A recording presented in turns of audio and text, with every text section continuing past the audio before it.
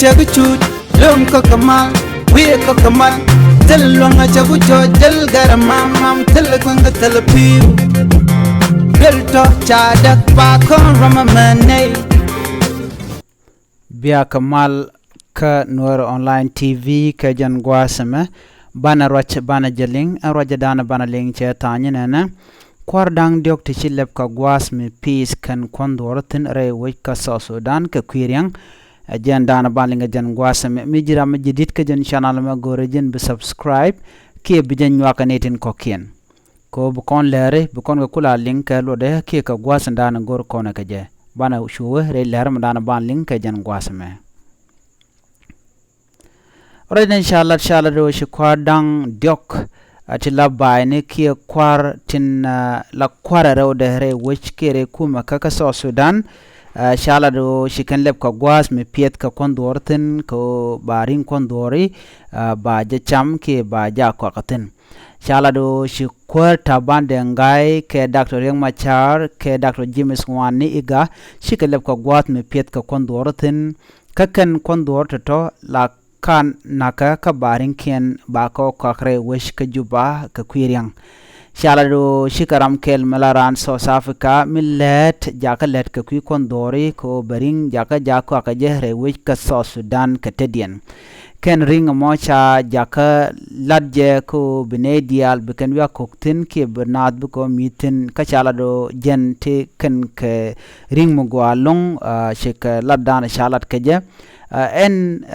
michale bo ki farming chale bo ki chereka kak namo gwas milaring la ja kwa katin ka kor kamishi kondore shi ka peace barin ke na to ba ka kognas ke ba ko kwagre wis ka juba en gen e business ke gwat nyagaska je ka yo je ka tenba chala da kwa taban de ngai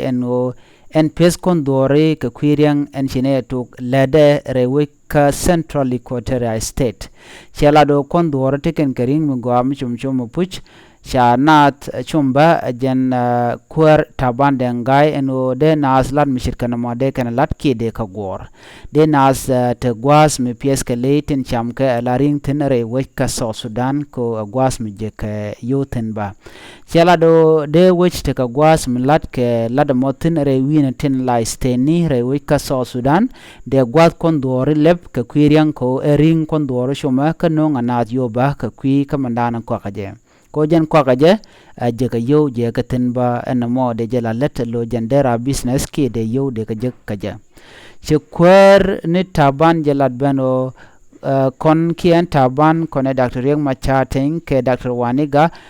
ka kon la lado ki por ka ka meshianene anta meshine ka da to ka por ka yen ngum le yena chana je goro bana let kel chelar nono ko bingwani ki use kene de content queen kan bikan cho kon bikan kulo gor ko ba agriculture ki pieda dan piska ngwani jere which ba jangach ne de content la ngwani chela den wo ba ken steni dang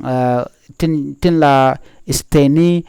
dang wel dok ba ka yeg moy ka gwas min ba kon dor pistin ko emogwa en ladmo chela do de mosh shade muni malakal ke waw ke juba karwade ken stene dial de ka moy ka gwas ke ka gwaste pies ka kondore ten la cham gatin ka kwiriang en mo chelat na me o de ne ti kon ten la ngwane de ka lade kana nok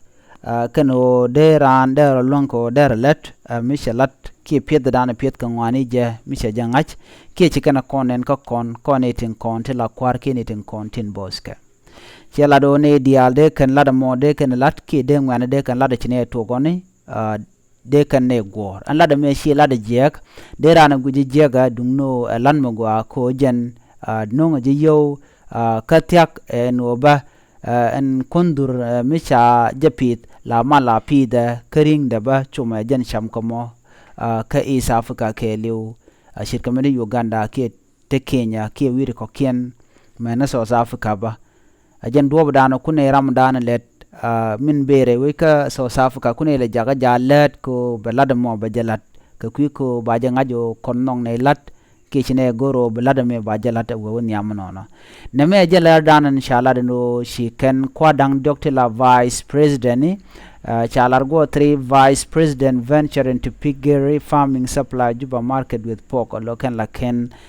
toto kiring mo laken top ko bekan kula kwakare which ka Juba jen jekan yotin kalat kan oba sham karingda name jen dan en chikana lat ko shine na me chine to ko tama goro jin beteke gwat me bi leiten kon shamka bika lat ke bika nyen ku ko bring buja jege biate kamal goro jin bi nywane ko ken babay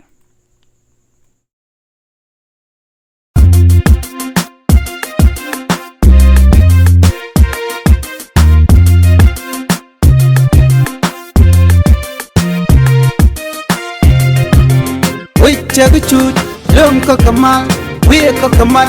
tel longa chagu cho del garamam mam tel gonga tel piu bel to chadak pa kon rama mane